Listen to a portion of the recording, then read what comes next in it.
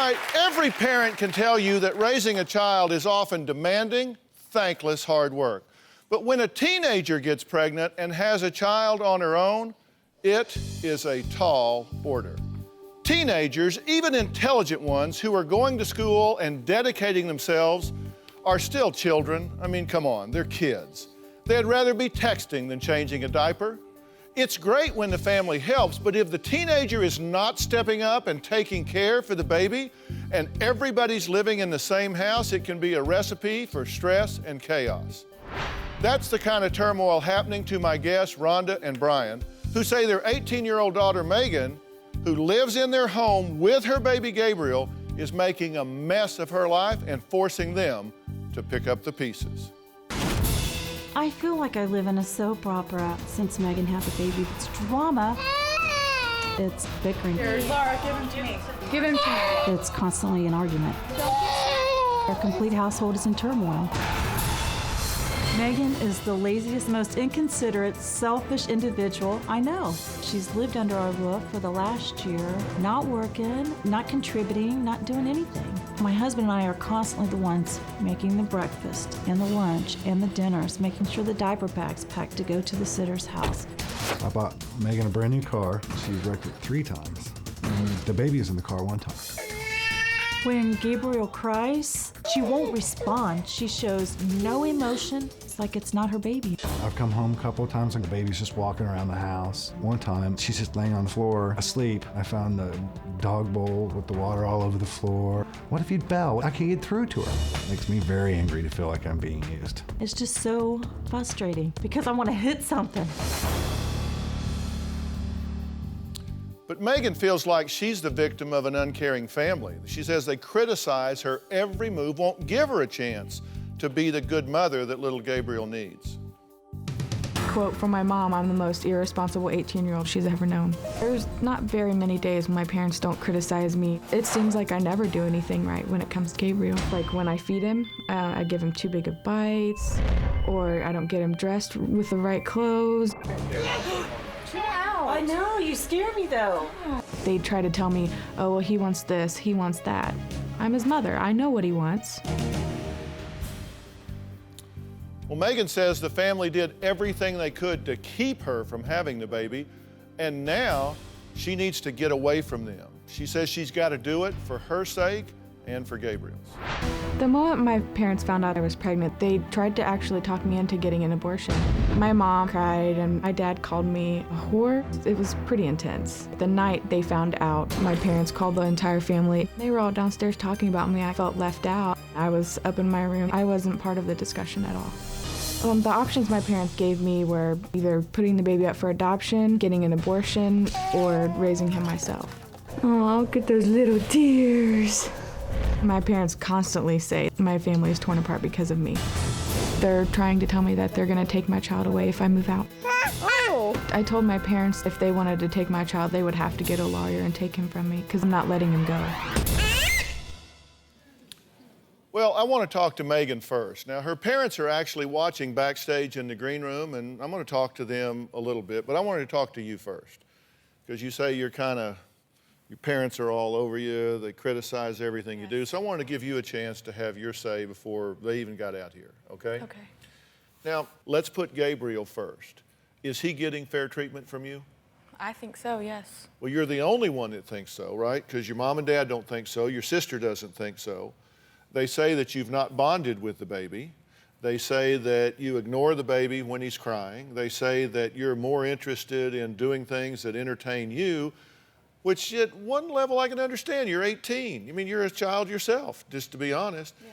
But if you, in fact, just don't have that connection you thought you were going to have, if you don't have the focus that you feel like you need to have, tell me, I will help you with that. But we got to be honest about it. Are you taking care of this child in an appropriate way, or are you laying back and letting other people do it? I think it's half and half.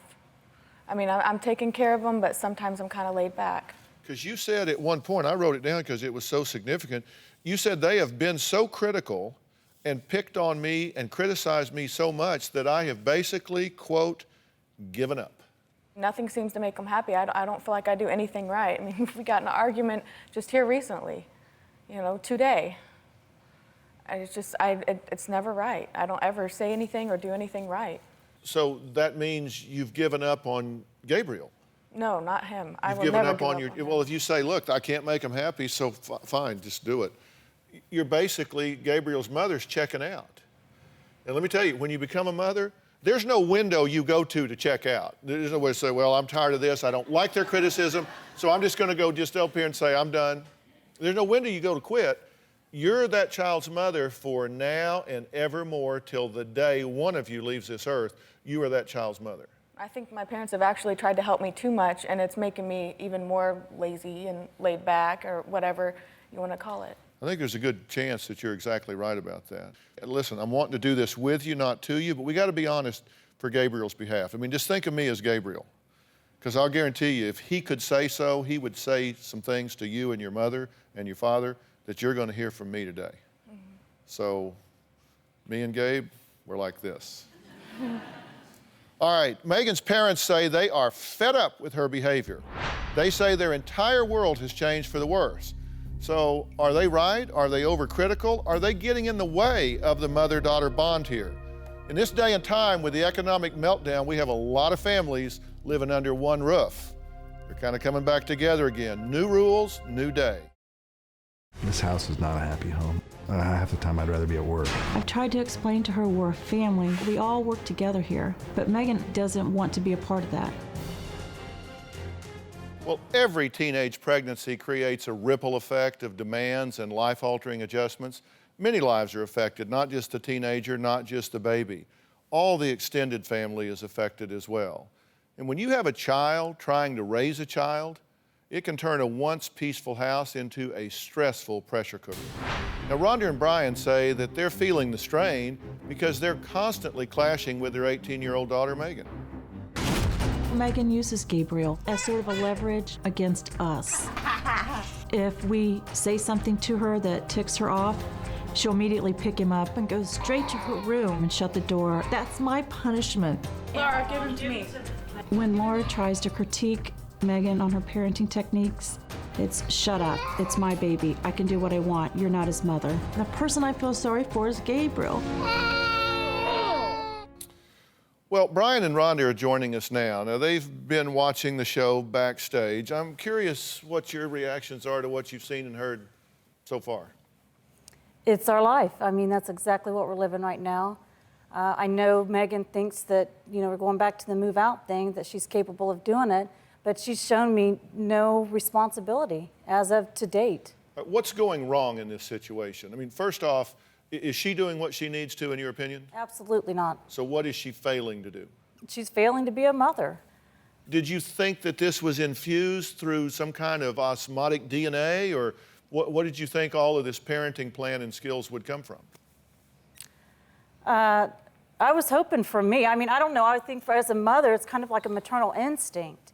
And it's something that I think Megan lacks there. She was in a program that they have for pregnant teenagers in high school. She did attend that along with her boyfriend at the time on a regular basis. I think it was like once a week or so, and they were making baby things. And we went to a seminar, an all-day seminar at school, and it was all this big hype, and I'm having a baby. And then when the baby came, I think reality hit. So the seminar was all day? All day long. I took a full day off work. So she spent a whole day to learn how to be a mother. Yeah. Some of it, DrPhil, we thought she'd get from watching us, too. Well, I'm sure she has. I mean, I know you've got a little sister, you've got nephews around, but that's a far cry from serious parent planning, serious parent skills, having the ability to make priorities, stick to them, come up with a concept of self-denial, understanding responsibility versus what feels good in the moment. And that's a lot of what you're dealing with because she's young, right?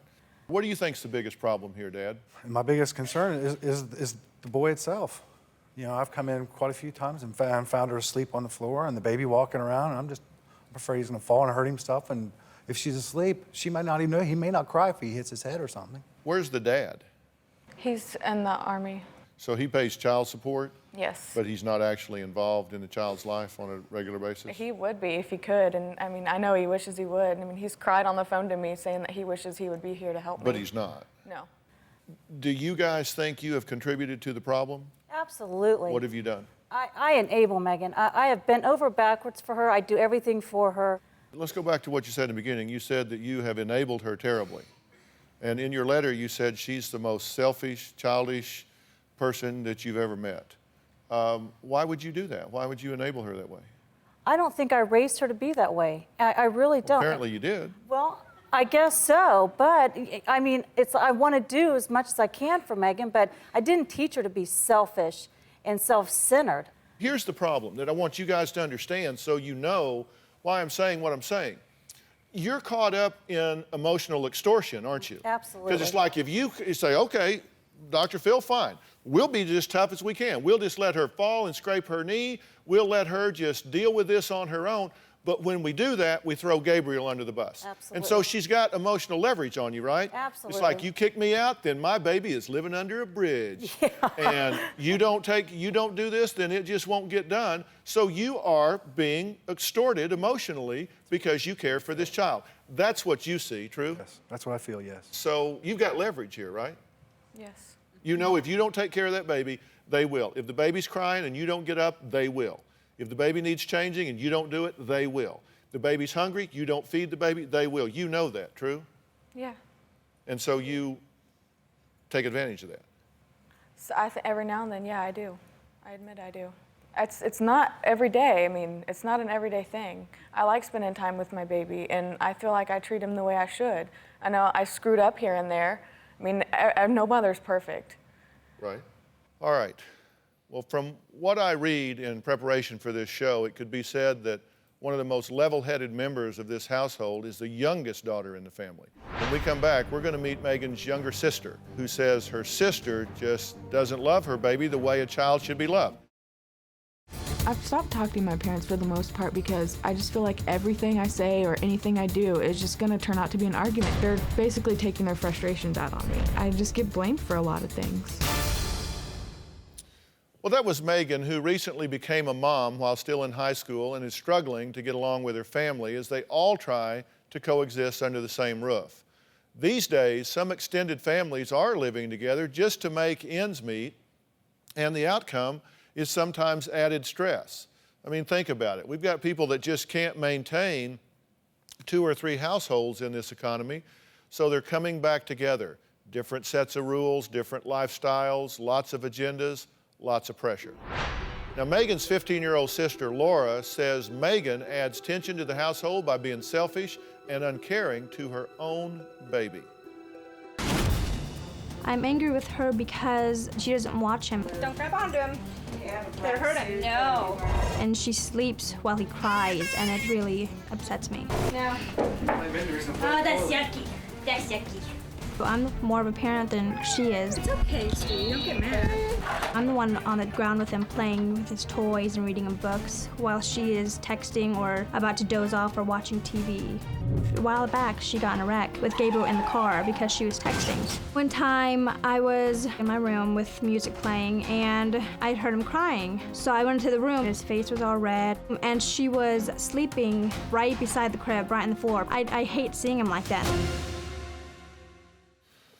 Well, Laura, what do you think's going on here? She is a great person, but she doesn't show emotion or affection towards Gabriel the way she should. And have you two talked about that? Every time we talk, it's an Yes. argument. So I just don't even bother. There's no reason to talk if it's just going to argue all the time. But aren't most of the arguments right now pretty much criticism of you?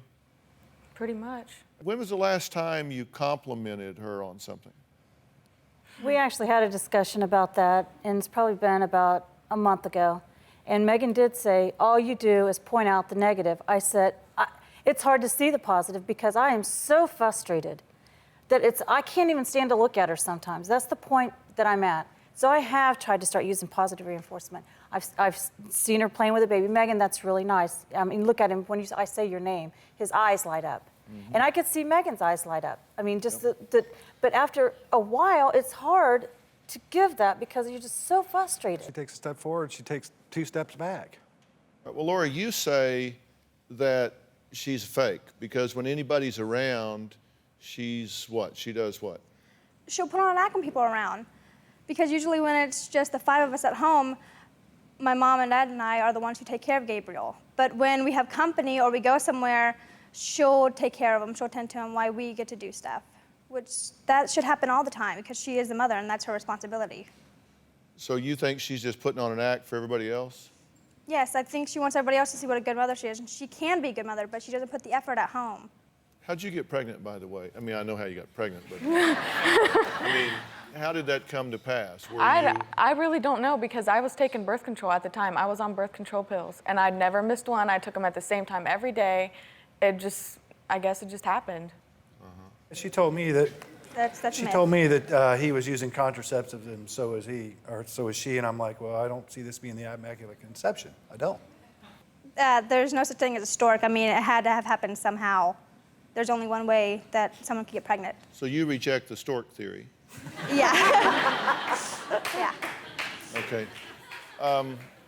Now, my question is, you didn't do this on purpose. No.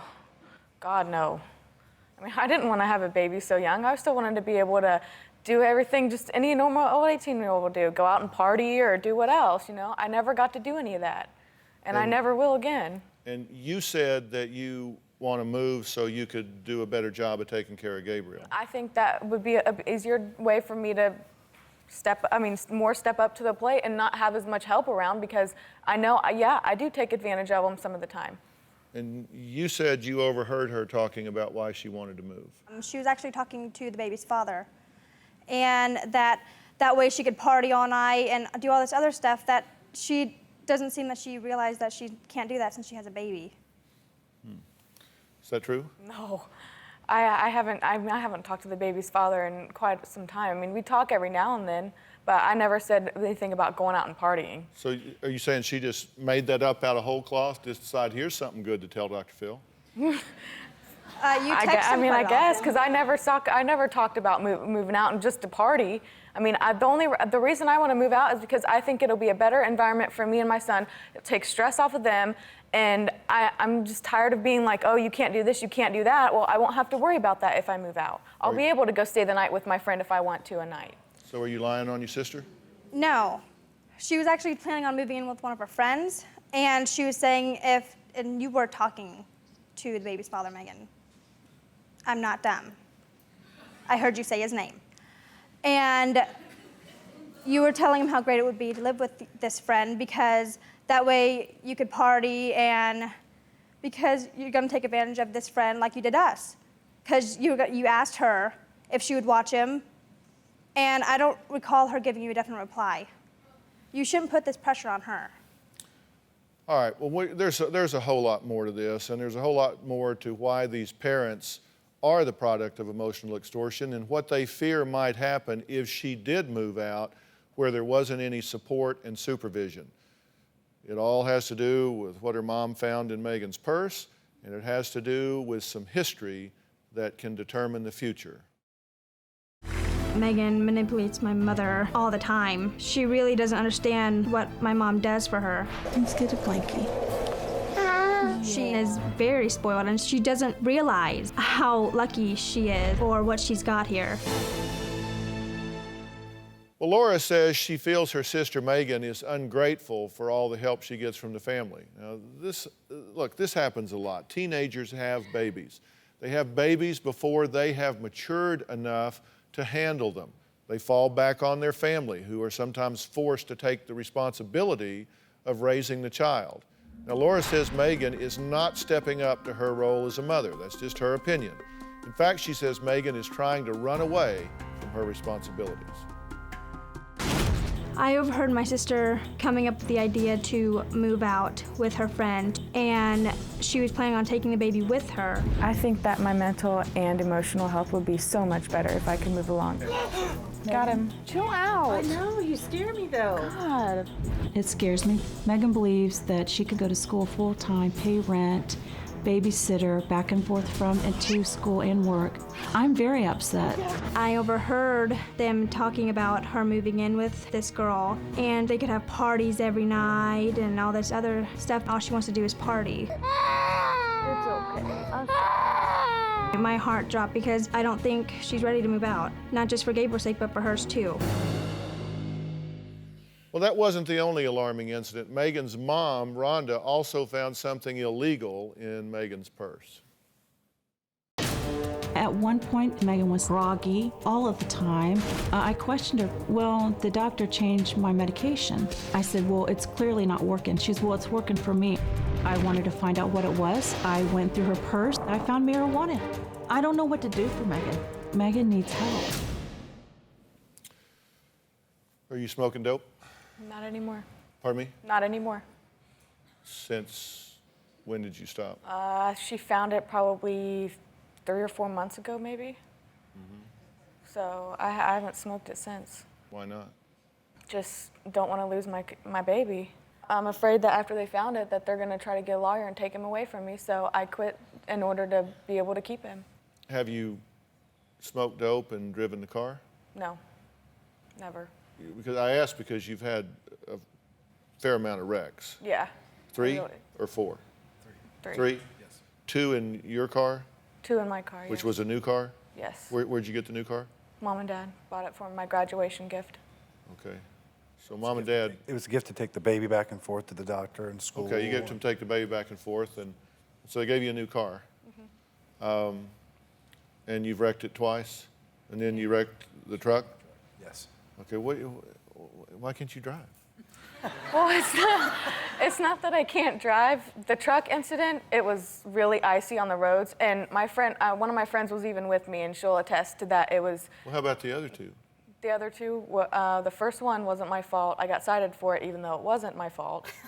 I hate it when they do that. I do too. Okay, I'm what happened the second serious. time? No, me too. What happened the second time? The second time, I was trying to turn so I could turn around, and some guy came barreling past me, and I hit him.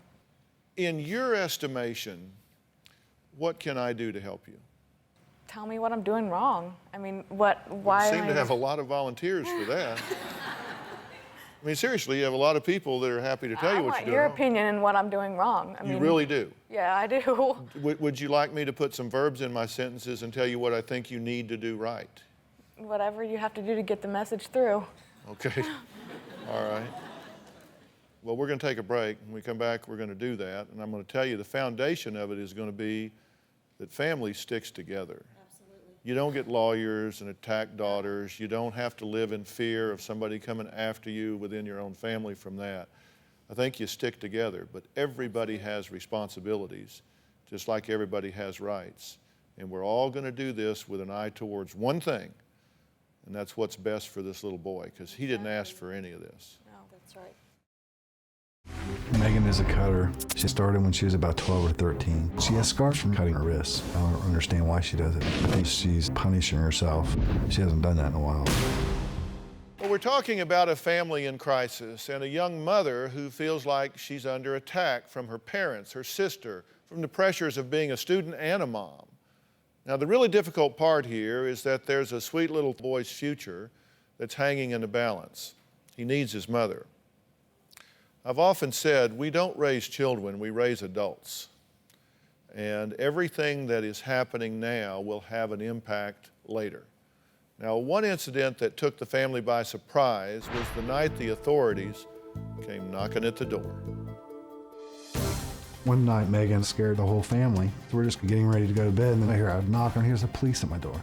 There's like 5 cruisers and an ambulance and a fire truck. I'm like, what the heck? And they say, yeah, there's a Megan here. What's going on? They said, well, we got to call Megan who's going to commit suicide. She apparently texted her boyfriend. It's an attention getter. Megan has never indicated suicide to me. It's always been with boyfriends. Megan's response is that she doesn't say anything. She just clams up. Okay, let's just get all this out. Are you suicidal? Not anymore. I mean, somewhat, but I just look at the baby. I mean, it's hard to describe. Yes and no. Every time I feel like I have I feel like I need to or want to, I just look at my baby and I can't leave him. I don't want to leave him behind. So you don't want to kill your baby's mother, No, but aside from that, you would consider it. probably. If he wasn't here and I hadn't had a baby, then I probably wouldn't be here. He's the reason I'm still alive today. Okay, what about you in your life would cause you to not want to be here? Just the emotional and mental abuse that I've been put through. I mean, I'm just tired of it all. I can't take it. You know, I've been called names here and there. I mean, any name in the book you can imagine, just about. I mean, it's all the time. Mm-hmm. And who has called you names, and what have they called you? Both my mom and my dad. And I don't really want to say it on film, but I mean, there's been a couple incidents to where they've been calling me names, and I don't call them names.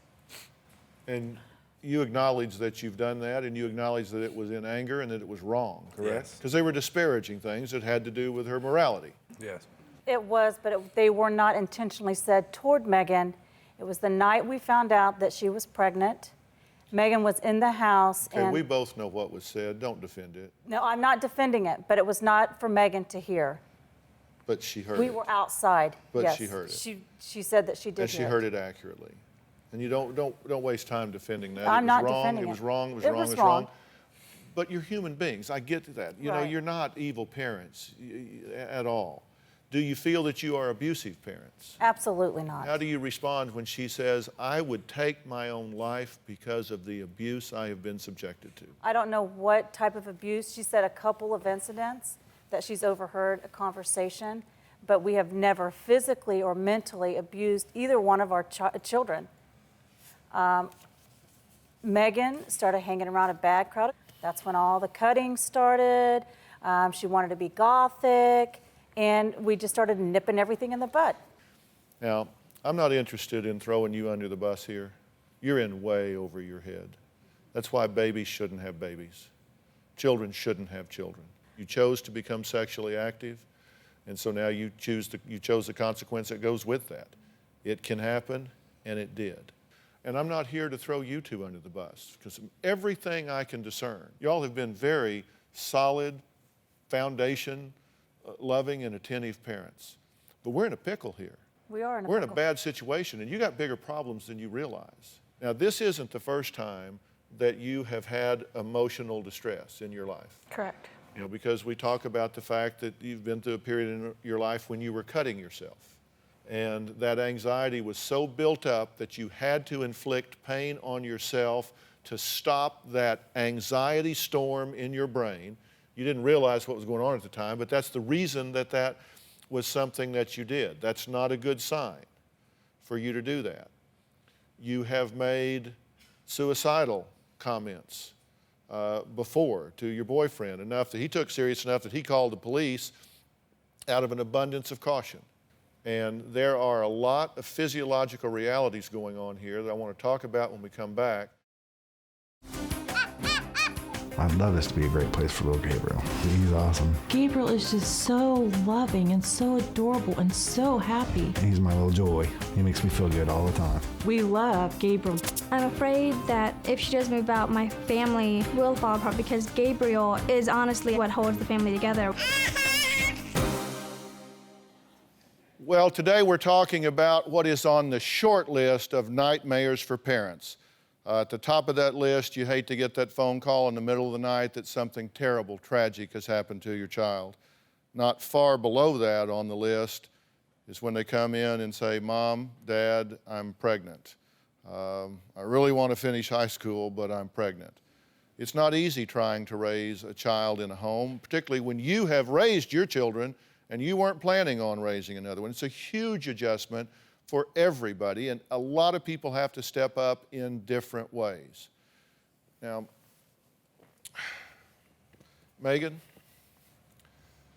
I'm talking to you and every teenage girl in America.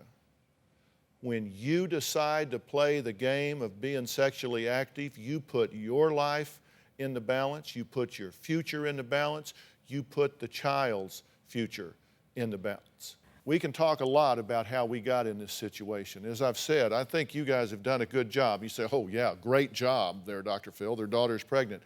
You have done a good job. You can't be with them every minute of every hour. And what we know about kids your age is your brain isn't even through growing yet. And the part that isn't through growing until you're 24, 25 years old is the neocortex, the higher learning centers where you have the ability to predict the consequences of your actions. So we have a child who you say, well, doesn't she know what can happen? Well, actually not, because you have to have some different neurological development in order to be a good predictor, a good problem solver. The diagnostic process is a very complex process. For me to render a diagnosis to Megan, I would have to do psychometric tests with her, I'd have to do structured interviews, I would have to do physiological checks, and I haven't done any of that, so I'm going to give you my observations, not my diagnosis. I do think you are depressed. I don't think it's acute. I don't think it's reactive to this pregnancy. I don't think it's reactive to your parents. I think it is a chronic situation. I think it is endogenous, meaning that it's probably physiological rather than reactive to other things. I think you have a component of anxiety mixed in there where you get at times where you are overwhelmed and want to escape. And isn't it true that you don't want to die? You just want the pain to stop? It's very true. It isn't that you want to die, you just want to stop hurting sometimes. Correct, very. I mean, it's right on. So what I want you to develop are some coping skills so you can stop that pain, so you can stop that overwhelming feeling of being inadequate to the challenges without contemplating such extreme measures. Some of this is involuntary. Y'all are saying, why are you sleeping when your baby is crying? Because she is physiologically depleted. She is hormonally depleted. I suspect there are all kinds of imbalances in the chemicals in her brain with norepinephrine and serotonin that's disrupting quality of sleep, is creating depression. She doesn't get ever recharged. You are emotionally flat. I think the reason that you're becoming tearful now is because you are so relieved that somebody seems to get it. True? Very true. What are you thinking right now? I'm glad somebody else realizes and somebody else actually knows and believes me. Yeah. And you know that I'm not saying that your responsibility to your child is any less, that the sacrifices you're going to have to make are any less. But I'm saying we need to equip you to handle those challenges and support you. We need to get this evaluated. I'm happy to make that happen for you with the top professionals in the country.